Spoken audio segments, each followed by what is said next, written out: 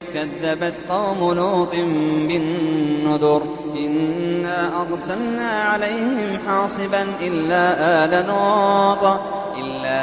لوط نجيناهم بسحر نعمة من عندنا كذلك نجزي من شكر ولقد راودوه عن ضيفه ولقد أنذرهم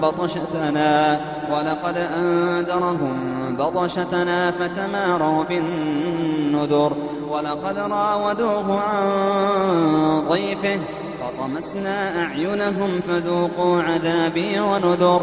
The folk of Luat rejected warnings. Lo! We sent a storm of stones upon them, all, save the family of Luat, whom we rescued in the last watch of the night, as grace from us. Thus we reward him who giveth thanks. And he indeed had warned them of our blow, but they did doubt the warnings. They even asked of him his guests for an ill purpose. Then we blinded their eyes, and said, Taste now my punishment after my warnings.